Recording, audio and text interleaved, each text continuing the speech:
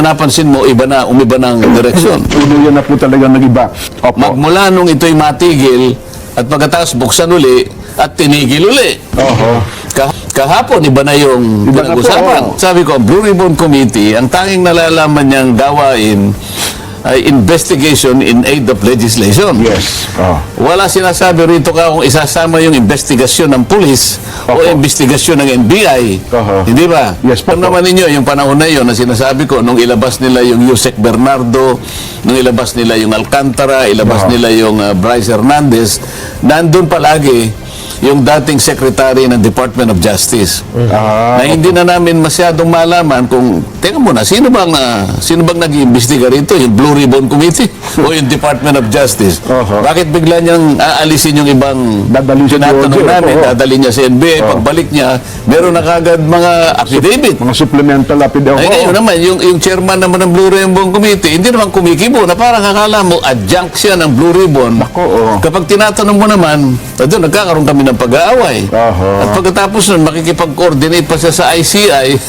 teka muna nga ako. Ano bang arrangement dito? Marinig, ano. Yun na lang, natuloy, mayroon palang Senate Blue Ribbon hearing no isang araw. Oo. Pero parang naiba na po, Sen. Kayo po bilang miyembro ng Blue Ribbon, natapos na ba muna yung flood control issue? Hindi pa. Ang problema, sa aking palagay lang naman, Opo. mukhang hindi na malaman kung saan itutuloy. Paano ibig sabihin po? Aba, saan ba nila... Tinapos. Paano ba nila tatapusin yun? Opo. Alam mo, ako tinapos ko na eh. Sa akin lang, ha? Aha. Kahapon kasi mayroong isang forum dyan sa Quezon City. Okay. Kung tawagin nila ay I-CARE, no? I-CARE. Interdisciplinary Conference Opo. on Accountability, Reform, and Engagement. Okay. I-CARE, ano?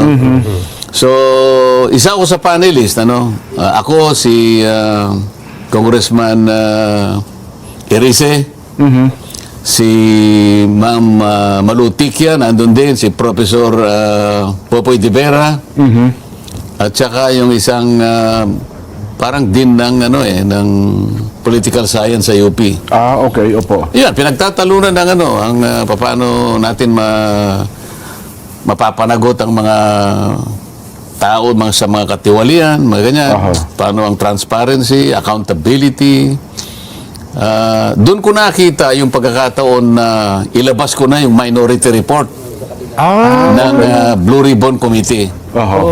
Kasi wala pa ako nakikitang report at baka ako magtagal bago makapagpasya yung buong Blue Ribbon Opo.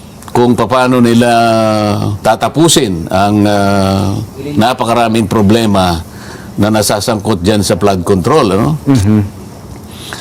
Mabuti naman, nung mabasa ng mga kasama ko sa minority, 6 sa 9 Okay. ang pumirma. Kasama na nga itong bisita natin ngayong hapon.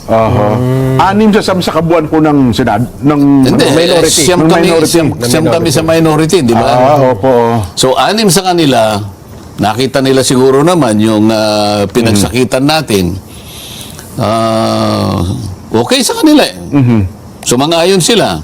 Ayun. Ngayon, nilabas ko dun sa Quezon City ngayon. Opo. Meron namang mga media doon. So, makikita nila ngayon. Palagay ko, binabasa nila yung 103 pages na minority report. Ang dami rin pala. At doon, kinuwento namin, maring hindi pa kayo tapos kung ganyan, pero kahit sino pa yung tawagin ninyo, at kung paano pa yung pagtatanong na gagawin ninyo, hindi na rin ako palagay ko ma-alter yung mga problema na na-establish natin, pati yung mga sistema na dapat na ayusin para maiwasan natin itong mga naging maanumalyang paglalatag ng flood control projects. Okay, opo. Yun, palagay ko, kung interesado lang talaga ang media, kung hindi lang dededmahin ng mainstream media, Okay. marami silang mapapakinabang doon din. Doon makikita kung paano yung mga tinatawag na allocables. Opo. Paano yung mga tinatawag na unprogrammed funds. Yung kung paano nagagamit yung BICAM. Para ngayon lumobo yung original na mga ceilings na nandun sa NEP. At mula doon ay yung mga sari-saring proponents ay lilitaw na, usap na kung kani-kanino sa mga opisyalis ng DPWH, parang yung mga project ay kanilang matukoy, mapag-usapan kung paano nila gagawin ng mga projects na nauwi nga sa karumal-dumal na paglustay ng napakaraming pera ng ating bansa. Kasi dun sa isa sa nabanggit nyo dati, maugat natin at masolusyonan ang problema. Dun ba sa recommendation na yon o report na yun ng minority, nasolusyonan po yung sistema? Kung paano namin nakita yung mga tao, mga personalidad na binanggit ng mga resource persons namin, yung mga testigo na tinawag sa Blue Ribbon Committee, yung mga sinabi nilang mga pangalan, at hanggang dun sa dumating ang pagkakataon na pati nga yung DOJ ay nakialam. Pero meron dun paliwanag na may mga nabanggit na mga pangalan na hindi masyadong katanggap-tanggap ang pagkakabanggit ng pangalan sapagkat biglang merong intervention ang Department of Justice. Alam naman ninyo, yung panahon na yun na sinasabi ko, nung ilabas nila yung Yusek Bernardo, nung ilabas nila yung Alcantara, ilabas nila yung Bryce Hernandez, nandun palagi yung dating Secretary ng Department of Justice. Na hindi na namin masyadong malaman kung, teka muna, sino bang nag-iimbestiga rito? Yung Blue Ribbon Committee o yung Department of Justice?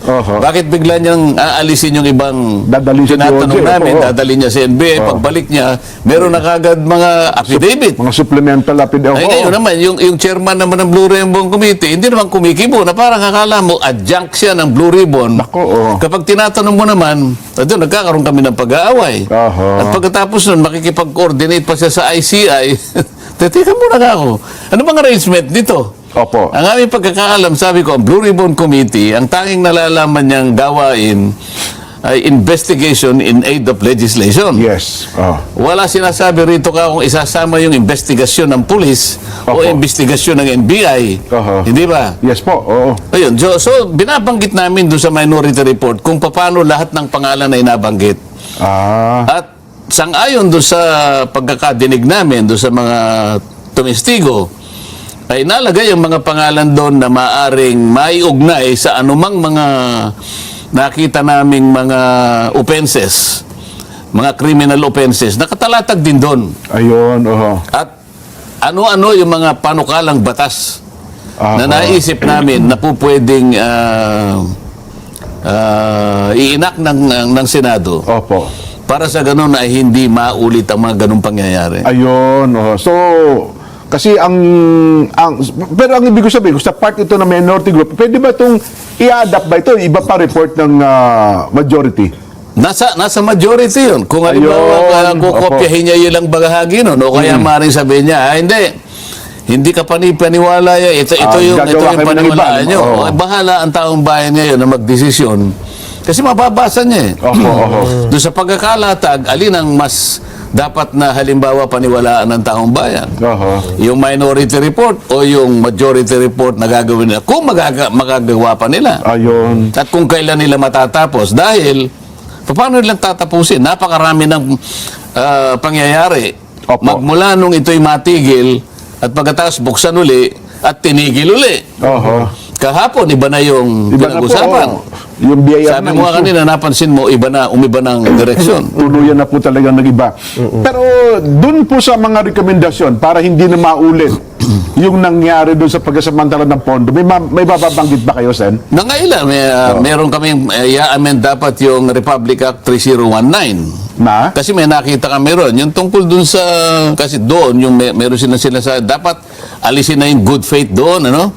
Pagkatapos, yung sa charter ng ombudsman, meron kaming sinasabi na dapat ay ayusin. Pati yung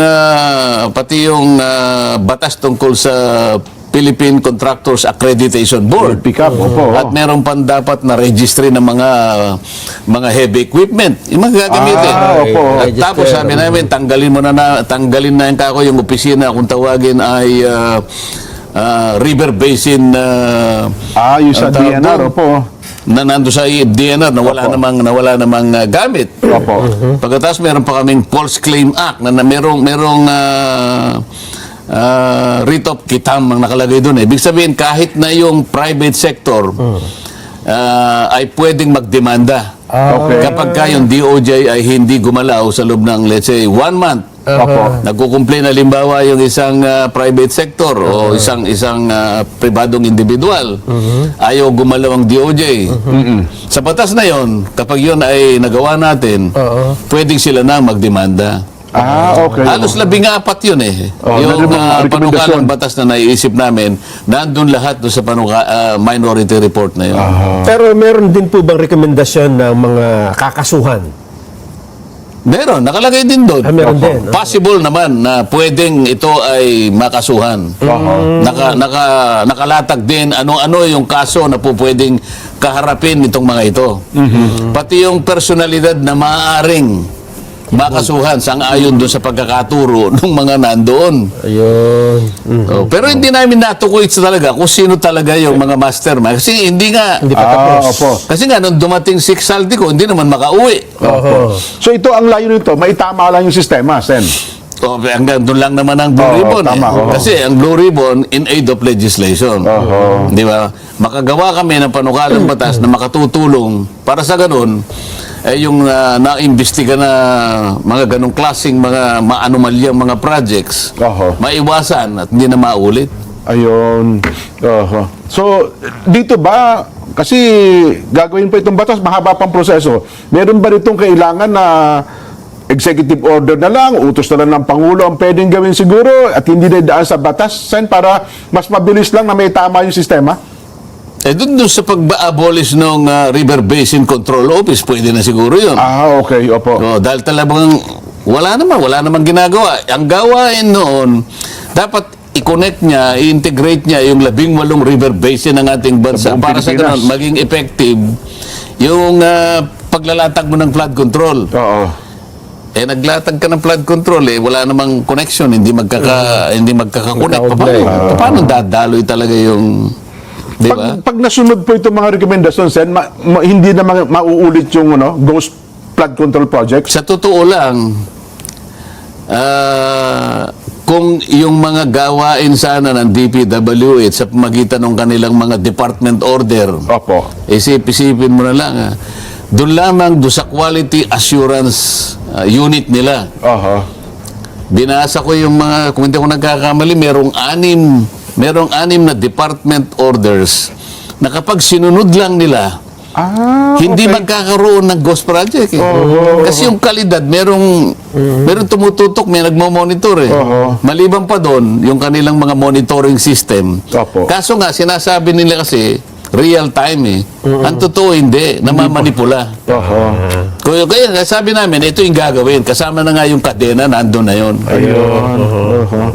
Ayun pala, at least masusolusyon na. Kasi mulat sa pulse pinag-uusapan natin, nagsimula tayo doon sa Napoles Cam at kung ano-ano, naulit yung palaki ng palaki. So ngayon, kung may tatama itong sistema, sa susunod, hindi na mangyayari ulit itong ganitong kalaki ng iskandalo. Dapat hindi na. Isipin mo si Napoles. Kailan ba yun? 2012 ba yung Napoles? Opo, parang gano'n 10 billion lang yun Naku, suklam ang tao ng mga panahon na yun, Sen. suklam na suklam talaga. Talagang nasusuka na yung tao ron pagkatapos, 2025, ganito yung nangyari.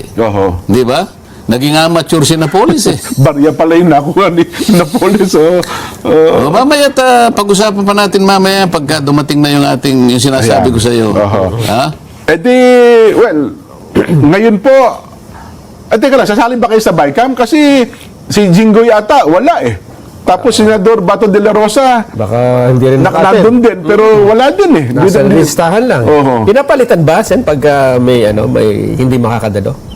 Depende sa minority leader namin kasi pag nag-usap-usap kung sino yung mapili niya na pupunta ron, kung okay lang naman siyang pumunta o may makakasama siya.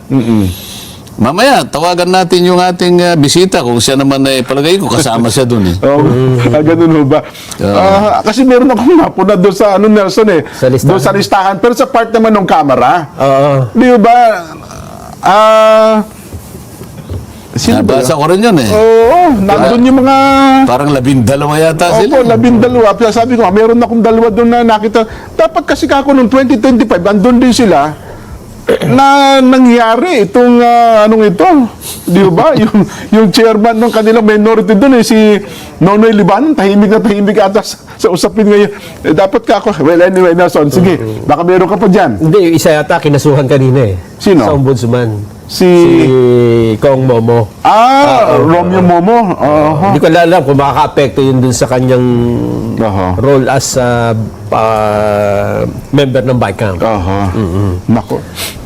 Pero sabi ho pala Sen, meron na raw malalaking isda na ipapahuli. Sabi nyo kasi noong nakaraan, sap-sap at saka dailies lang po yung nakita ninyong kinakasuhan. Baka malaking isda yung mahuli, baka bilasan eh. Kasi nagtatagal eh, di ba? Nako, ganun ho ba? Gusto ko yung mahuli mo, yung talagang sariwang-sariwa. Sariwang-sariwa na Talagang malaki. malalaking isda. Yan naman eh, di ba? Oho.